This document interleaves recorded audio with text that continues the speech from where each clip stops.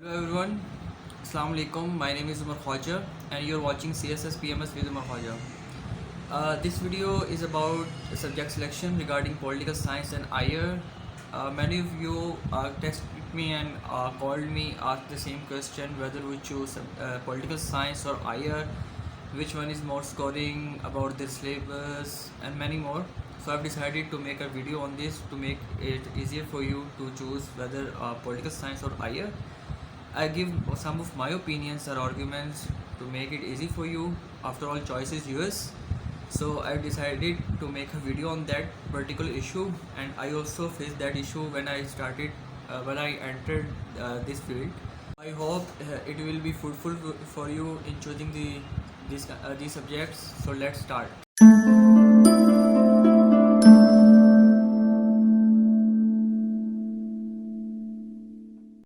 अच्छा जी, आप अपने पास खोल लें दोनों का सिलेबस। मैं सिलेबस की तरफ से एक ओवरव्यू दूंगा आपको। इंटरनेशनल रिलेशंस और पॉलिटिकल साइंस के CSS के सब्जेक्ट्स आपको सिलेबस आप ओपन कर लें अपने पास, तो मैं उसमें से आपको एक ओवरव्यू दे देता हूँ। ठीक है, सबसे पहले मैं इंटरनेशनल रिलेशन का दूंगा और देन मैं पॉलिटिकल साइंस का दूंगा। इंटरनेशनल रिलेशन से सबसे पहले आप देखें कि पेपर 1 पेपर 2 दोनों हमारे 200 सब्जेक्ट्स के हैं पेपर्स हैं। दोनों के 8 क्वेश्चंस हैं, टोटल 16 क्वेश्चंस हैं पेपर 1 के और पेपर 2 के इंटरनेशनल रिलेशंस के, और पॉलिटिकल साइंस के भी टोटल 16 क्वेश्चन हैं, बट उसका एक अलग पर्सपेक्टिव है, ये अलग पर्सपेक्टिव से। अगर इसका पहला आप चैप्टर देखें, इंट्रोडक्शन का है। इंट्रोडक्शन में जिसमें आइडिया की डिफरेंट स्कॉलर्स की डेफिनेशंस, उसका स्कोप, उसके बाद नेशन स्टेट सिस्टम। ये पॉलिटिकल साइंस में भी है नेशन स्टेट सिस्टम, लेकिन इसमें आपने पूरा एक ओवरव्यू लेके आना है, उसमें आपने सिर्फ डेफिनेशन पढ़नी है। तो मैं साथ साथ आपको थोड़ा बहुत कंपैरिजन करवाता जाऊँगा। उसके बाद इसमें है एवोल्यूशन ऑफ इंटरनेशनल सोसाइटी कि इंटरनेशनल सोसाइटी कब बनी, कैसे लेके आई, शुरू में ट्राइबल स्टेट्स थी ये वो। अब उसमें जो हम करेंगे उसमें हम पॉलिटिकल साइंस में, मैंने अगर आप मेरी पॉलिटिकल साइंस की वीडियोस फॉलो करते हैं तो उसमें मैंने करवाया था कि कैसे एक ट्राइबल एरिया से हम नेशन स्टेट की तरफ आते हैं। तो इसमें हमने इंटरनेशनल सोसाइटी एवोल्यूशन शुरू से लेकर अब तक इंटरनेशनल सोसाइटी तक जाना है। ठीक, तो ये थोड़ा हिस्ट्री का है पोर्शन आता है इसमें, जिसमें आपको काफ़ी डेट्स और डिफरेंट क्या कहते हैं पोजीशन आपको याद करनी पड़ेंगी। उसके बाद थ्योरीज एंड अप्रोचेज़ हैं। इसमें क्लासिकल अप्रोच है जिसमें आपको LD वाइट, वुडरो विल्सन्स वगैरह की सारी अप्रोचेस पढ़नी है। रियलिज़म क्या होती है, आइडियलिज़म क्या होती है, साइंटिफिक एवोल्यूशन, बिहेवियरल अप्रोच में है मैक्स वेबर की थ्योरी, मैस्लो की थ्योरी है सॉरी। उसके बाद सिस्टम अप्रोच है। उसके बाद न्यू रियलिज़म है, लिबरलिज़म है। लिबरलिज़म का कॉन्सेप्ट बड़ा ही वास्ट किस्म का कॉन्सेप्ट है। उसके बाद पोस्ट मॉडर्निज़म इंटरलाइजेशन के बाद जो मॉडर्निज़म आई उसके बाद से अभी तक क्या क्या हुआ है। क्रिटिकल थ्योरी जिसमें हम सॉक्रेट्स करते हैं। फेमिनिज़म, वुमेन राइट्स के ऊपर, फेमिनिज़म के ऊपर पूरा एक सब्जेक्ट है फेमिनिज़म का। उसके बाद कंस्ट्रक्टिविज़म, क्या हमारे अभी तक क्या चलती आ रही है, डिस्पोजिशन हमारी क्या है।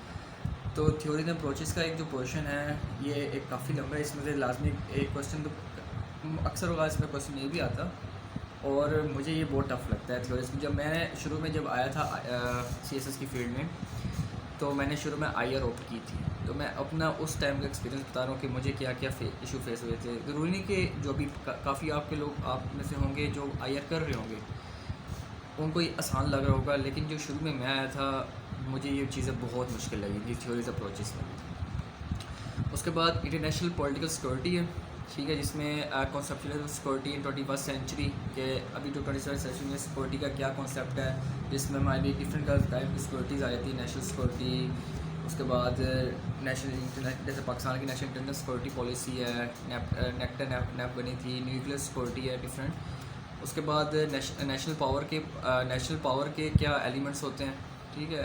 ये इसका थोड़ा सा एक कॉन्सेप्ट सिर्फ पॉलिटिकल साइंस में थोड़ा सा इसमें डिटेल करनी है हमने। बैलेंस ऑफ पावर है, पावर को बैलेंस करने के लिए फॉरेन पॉलिसी है, डिटर्मिनेंट्स क्या होते हैं, डिसीजन मेकिंग एनालिसिस क्या करते हैं।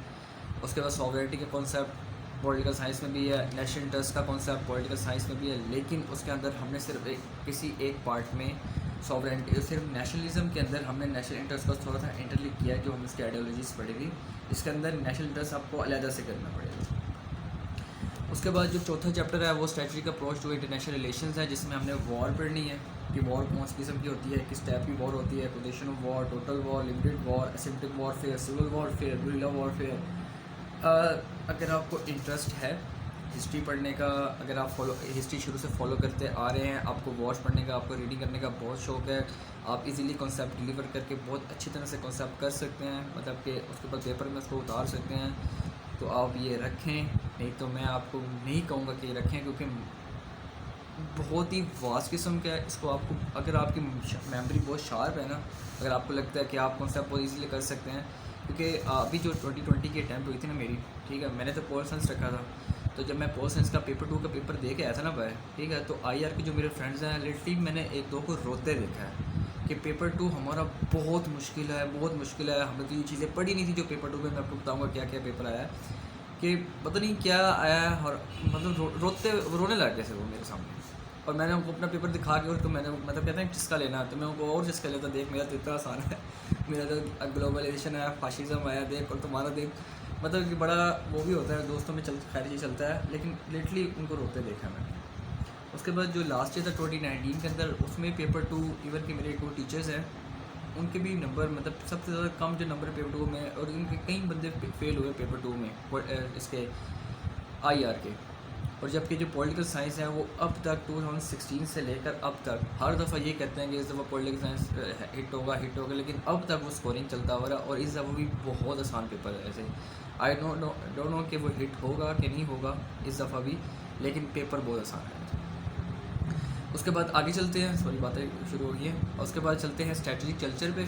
कल्चर क्या होता है, determination of Pakistan strategic culture. एक होता है कल्चर पाकिस्तान का, एक होता है स्ट्रेटजिक कल्चर, ये दोनों अलग अलग टर्म्स हैं, इसका भी आपको डिटेल्स पढ़नी है। उसके बाद डेटरेंस, जिसमें मतलब global reference nuclear power India, nuclear का इसमें आपने देना कि डेटरेंस, न्यूक्लियर डेटरेंस क्या होती है, पहले डेटरेंस क्या होती है, न्यूक्लियर डेटरेंस क्या होती है, फिर न्यूक्लियर वॉर का क्या है, वॉर हेड्स का क्या है, थ्योरी में प्रैक्टिस क्या है, थ्योरी में क्या है, प्रैक्टिस में क्या है। अभी फर्स्ट यूज़ पॉलिसी का इसमें आपको पढ़ना पड़ेगा, लेटेस्ट जो भी आया था कि अब इंडिया ने अपनी फ़र्स्ट यूज़ पॉलिसी ख़त्म कर दी, सॉरी ऑन कर दी है, पर उनका ये था कि हम फ़र्स्ट यूज़ नहीं करेंगे, सेकंड यूज़ करेंगे, अब उसमें वो कॉन्ट्रैक्ट करके फ़र्स्ट यूज़ पे आ गए।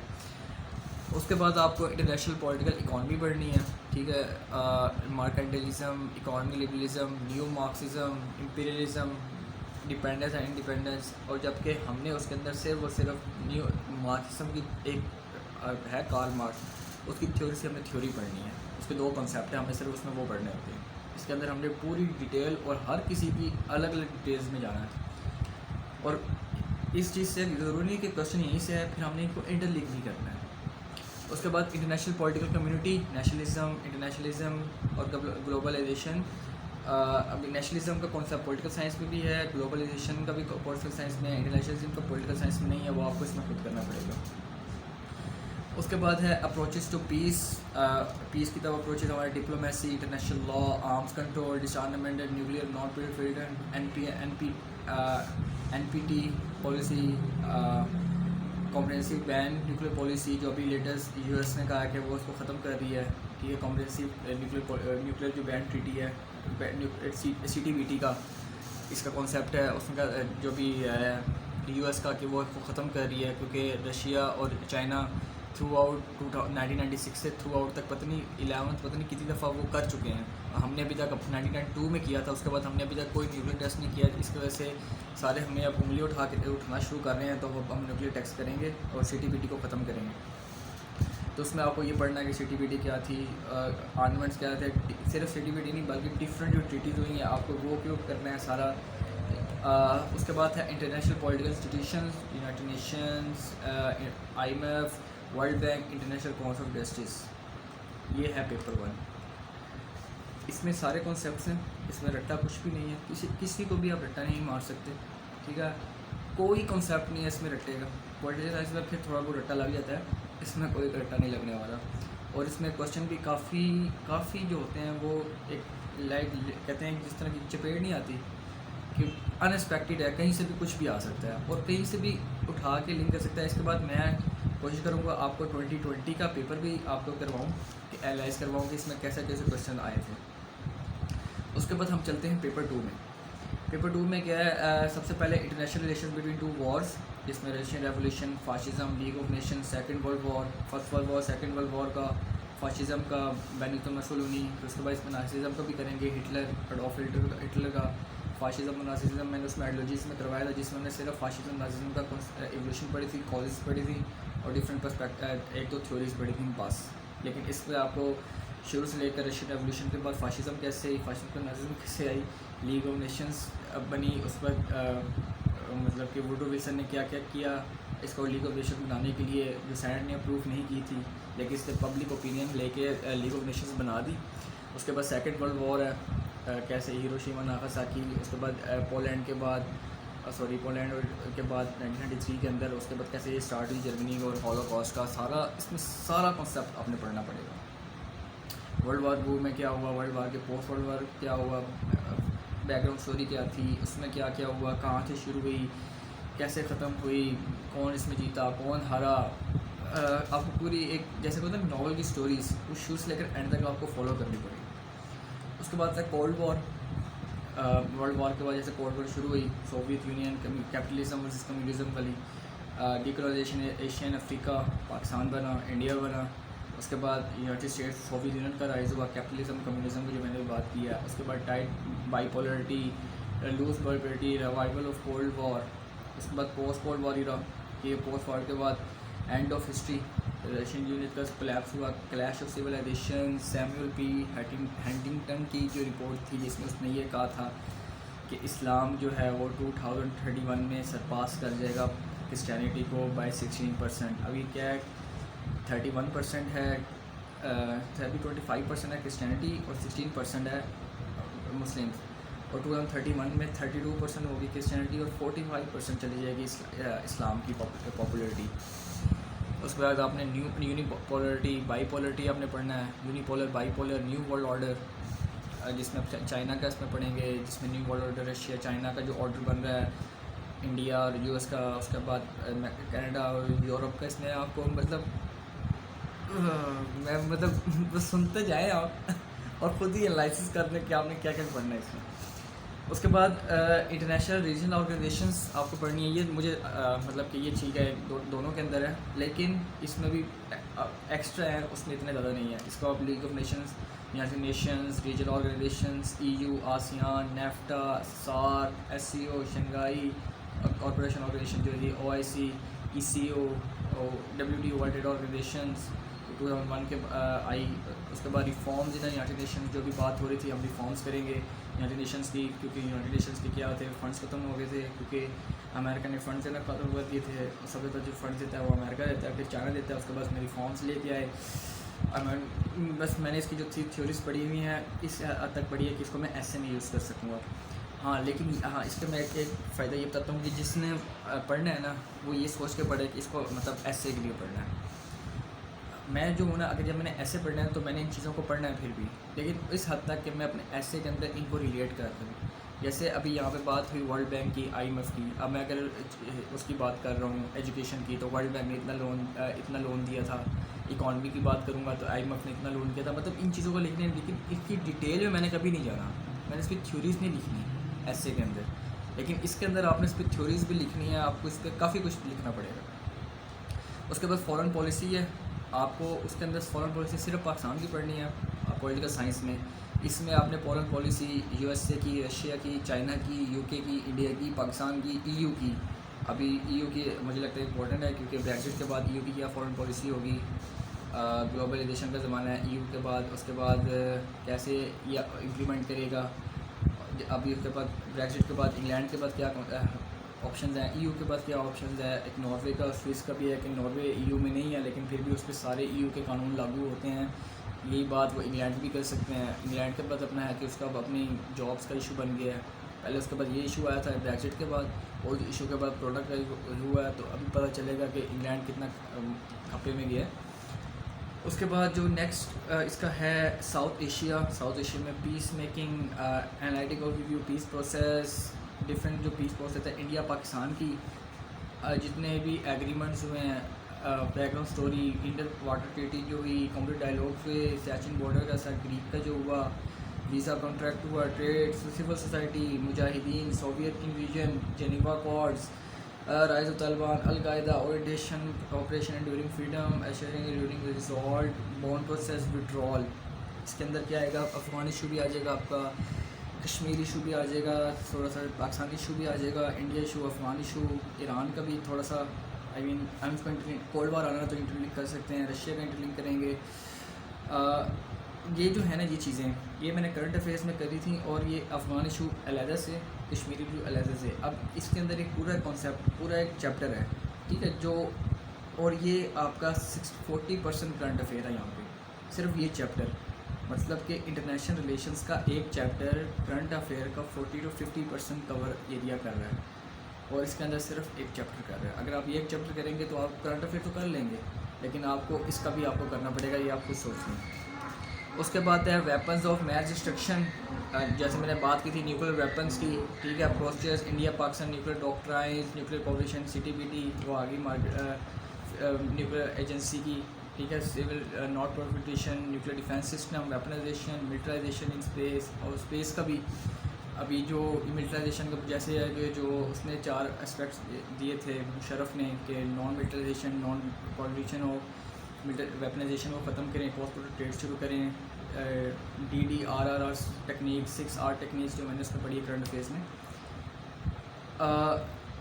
ऑलमोस्ट अगर आप ये इंटरनेशनल रिलेशंस करते हैं ना, इंटरनेशनल रिलेशन, ये आपको सारा के सारा फ़ायदा पाकिस्तान अफेयर और करंट अफेयर में इक्वली देगा। मतलब कि मेरे लिहाज से 60 से 70% आपका करंट अफेयर हो जाएगा, और 30 to 40% आपका पाकिस्तान अफेयर हो जाएगा, ठीक है। उस लिहाज से करंट रिलेशन बहुत अच्छा है, लेकिन इंटरनेशनल रिलेशन 200 मार्क का सब्जेक्ट है, इसको भी अलग पास करना है, हमने सिर्फ करंट अफेयर पास नहीं करना है।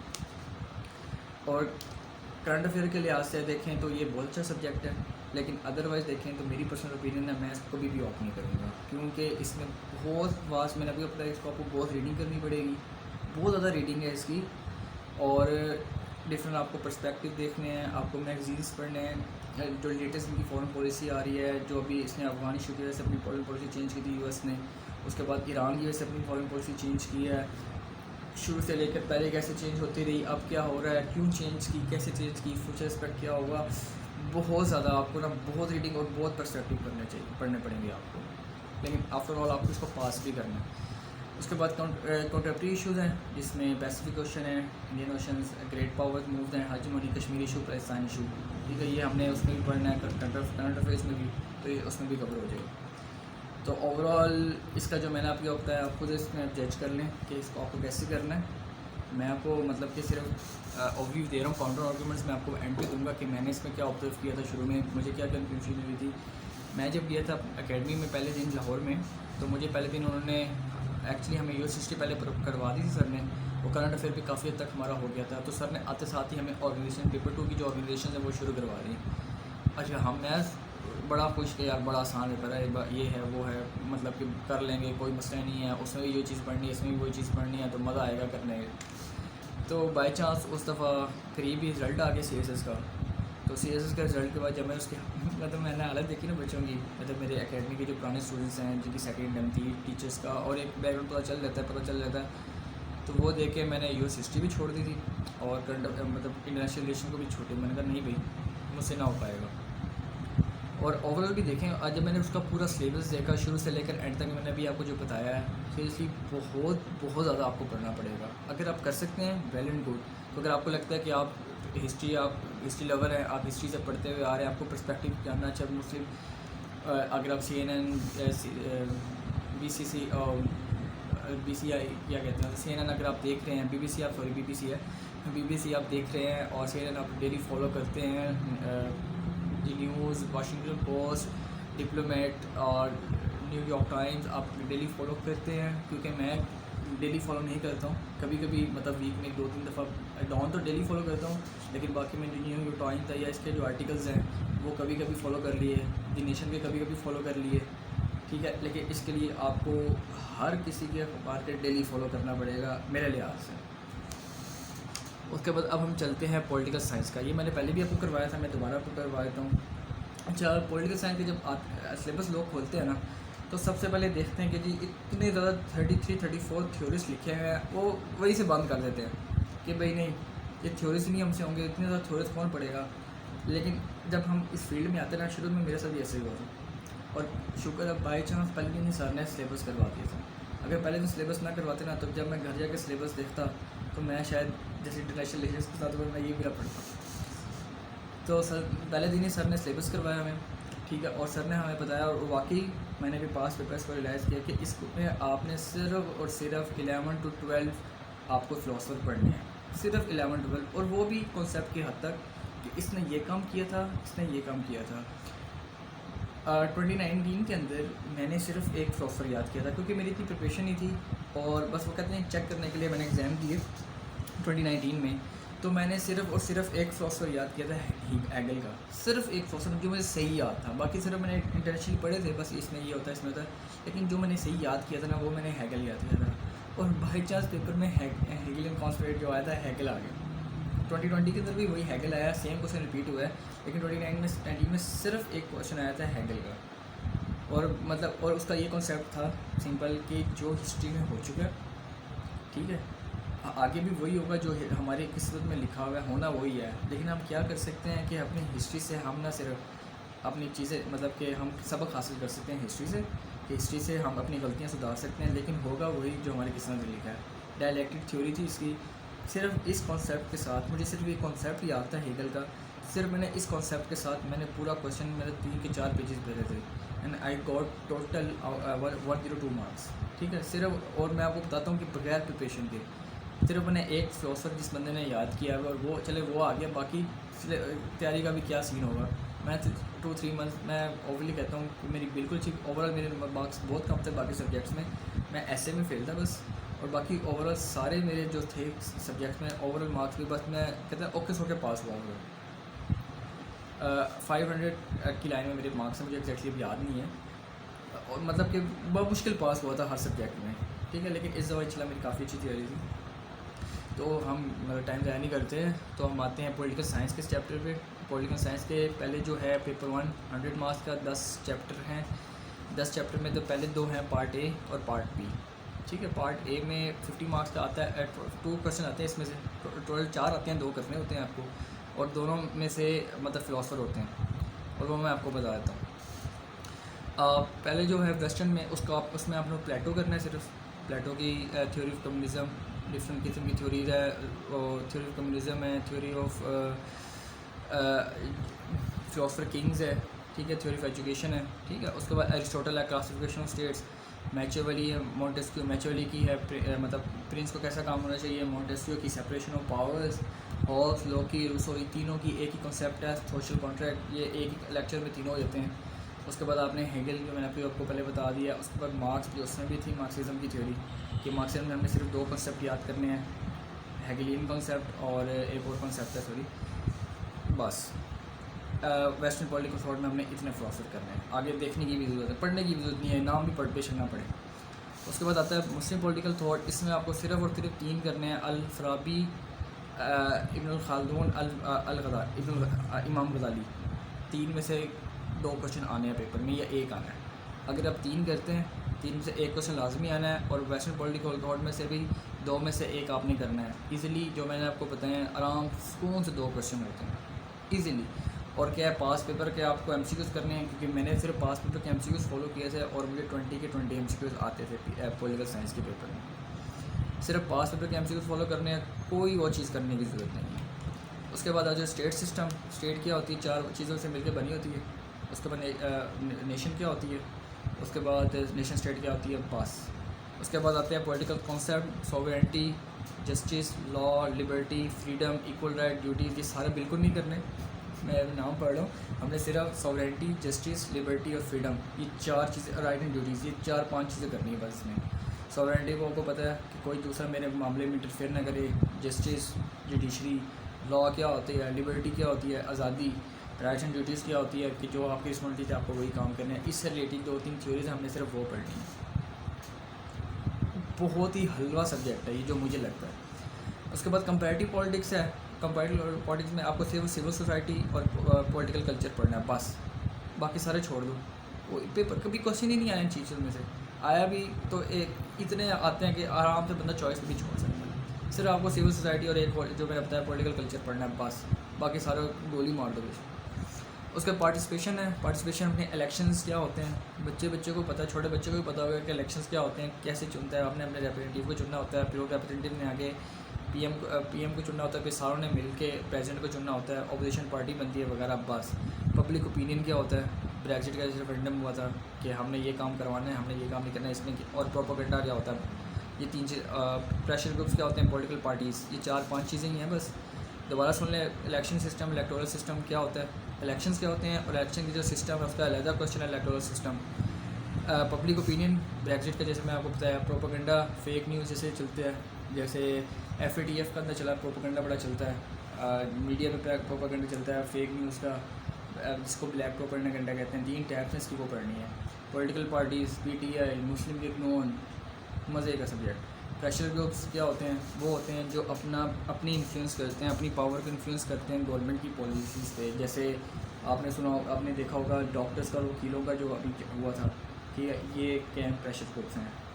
ये हमारे जो हैं मौलवी हजरात, ये जो मदरसा सिस्टम है, और ये जो चलता है जिसको अभी मुझे नाम भूल गया है उस बंदे का, जो कहता है कि आया गोरी फिर, मतलब गोरी आया फिर मुझे ऐसे ही याद है, मुझे इस बंदे का नाम भूल गया है, सॉरी, आई डोंट नो कौन सी वो पार्टी थी, मुझे भी याद नहीं है, लेकिन जो कहता है और फिर गोरी आया फिर, जिसने कर्जे उतारने का बड़ा से सिस्टम दिया था, वो हमारा प्रेशर ग्रुप्स है। उसके बाद इंस्टीट्यूशन हमने पढ़ने हैं, लेजिस्लेटिव, नेशनल असम्बली, एग्जेक्टिव क्या होती है, मतलब प्रेसिडेंट और प्राइम मिनिस्टर क्या होता है, बच्चे को पता होगा, जुडिशरी क्या होती है, पॉलिटिकल लीड्स क्या होते हैं। सिंपल से कॉन्सेप्ट हैं जो आप अगर पॉलिटिकल साइंस नहीं पढ़ रहे ना तो आपको पता होना चाहिए। जो आप अगर लेट्स सपोज अल्लाह करे आप इंटरव्यू में जाएँ तो इंटरव्यू में वो यही चीज़ें पूछेंगे। उसके अंदर भी पॉलिटिकल साइंस के अंदर अगर आप बाकी सब्जेक्ट पब्लिक एडमिनिस्ट्रेशन करें, ये एग्जेक्टिव, लेजिस्लेटिव, अगर आपने पॉलिटिक्स नहीं भी पढ़नी ना, ये चीज़ आपको फिर भी पता होनी चाहिए। और अगर आप पढ़ रहे हैं तो ज़्यादा अच्छी बात होगी। उसके बाद फॉर्म ऑफ गवर्नमेंट क्या होती है, डेमोक्रेसी, ऐसे प्रेसी, उसके बाद करंट अफेयर, पाक अफेयर में आप ये कर मान जाएंगे कि डेमोक्रेसी क्या होती है। इसमें भी आपने लेता वो उसमें कोई अलग चीज़ नहीं होगी इसकी डेमोक्रेसी में भी। उसके बाद यूनिटी सिस्टम, फेडरल सिस्टम, ये मैंने सारे में कवर करवाया। 5 में 6 मिनट की या एग्जैक्टली 8 मिनट की वीडियोस हैं, आप वो फॉलो करें। आपकी चीज़ें ना हुई तो मुझे आगे पढ़ कर लीजिएगा। उसके बाद है जी पॉलिटिकल आइडियोलॉजीज़, कैपिटलिज्म, कम्युनिज़म क्या होती है। अब उसमें हमने Soviet union of United states का पूरा पढ़ना था। इसमें हमने सिर्फ ये बताना है कि कैपिटलिज्म, कम्युनिज़म क्या होती है। फाशिज़म और मार्क्सिज़म का वही कॉल मार्क्स आ गया, और फाशिज़म का एक, और नेशनलिज्म, ये सारी मैंने करवा चुका हूँ। अगर आप मेरी फॉलो कर रही हैं फॉलो कर रहे हैं वीडियोज़ को, तो आपको सारों को ये आती होंगी। उसके बाद लोकल सेल्फ गवर्नमेंट का सिस्टम है। सिर्फ हमने इसमें 2 चीज़ें पढ़नी है, एक हमने रूल ऑफ सुपीरियरिटी पढ़ना है, और एक हमने इसकी ट्रांसफ़र ऑफ पावर्स पढ़नी है कि कैसे ट्रांसफ़र हुई, इस पर कंसेप्ट किया, और रूल ऑफ सुपीरियरिटी क्या होता है, बस लोकल गवर्नमेंट का सिस्टम होता है। ये था हमारा पेपर 1। उसके बाद आते हैं पेपर 2 में। पेपर 2 के लिए तो मुझे खैर यहाँ देखने की जरूरत नहीं है। पेपर 2 में आपने क्या करना है, UK का सिस्टम पढ़ना है, USA का सिस्टम पढ़ना है, पाकिस्तान का पढ़ना है, इंडिया का पढ़ना है, उसके बाद फ्रांस का पढ़ना है, टर्की, चाइना। टोटल 8 सिस्टम आपने करने हैं। इन 8 में से 8 सवाल आने हैं, 7 क्वेश्चन आने हैं, और आपको 4 करने हैं पेपर में। Simple is that. 8 सिस्टम है, 7 सवाल आने हैं, 4 सवाल करना है, बस आपका पेपर 2 कंप्लीट हो गया। सिर्फ मतलब कि अगर आप मेरी पर्सनल ओपिनियन करेंगे, जो मैंने इसमें से क्या डिटेल्स किया है, वो यही किया कि भाई पॉलिटिकल साइंस स्कोरिंग भी है, 2016 से अब तक स्कोरिंग भी हो रहा है, और अभी तक इसका कोई एक दफ़ा भी हिट नहीं हुआ।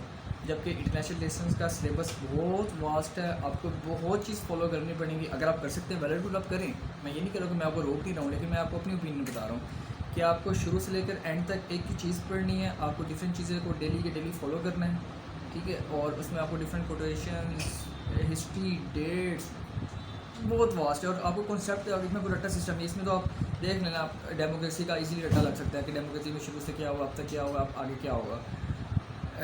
उसके बाद एग्जेक्टिव क्या होती है, जुडिशरी क्या होती है, उसमें कोई अलग कॉन्सेप्ट नहीं आएगा। इसमें ये चीज़ आएगी जो मैंने बताई है। लेजिस्लेटिव क्या होती है, नेशनल असम्बली, प्राइम मिनिस्टर क्या लेजिस्लेटिव का पार्ट है, उसकी क्या काम होते हैं, लॉ मेकिंग है बस। और उसमें क्या लेजिस्लेटिव और क्या करती है, पॉलिसीज मेकिंग करती है, टैक्सेशन सिस्टम डालती है, मतलब लॉज बनाती है, और उसका कोई काम नहीं है, भाई यही करना है। उसका एग्जेक्टिव में कौन है, एग्जेक्टिव में प्राइम मिनिस्टर भी आती है, उसकी कैबिनेट भी आती है, और ब्यूरोक्रेसी भी आती है। इनके क्या काम है, आप किसी को पता है कि प्राइम मिनिस्टर के क्या काम होते हैं। जुडिशरी ने क्या करना है, लॉज इंटरप्रेट करने हैं, और उसके वॉच करने हैं कि उसने कौन से लॉज बनाए हैं। सिंपल से कॉन्सेप्ट है पॉलिटिकल साइंस में। आई होप ये वीडियो आपके लिए बहुत फ्रूटफुल रहेगी। अगर आपको फिर भी कोई चीज़ समझ नहीं आती तो आप फिर भी मुझे कॉल और मैसेज कर सकते हैं। Thank you very much. Channel को सब्सक्राइब कर लीजिएगा। अल्लाह हाफ़िज़।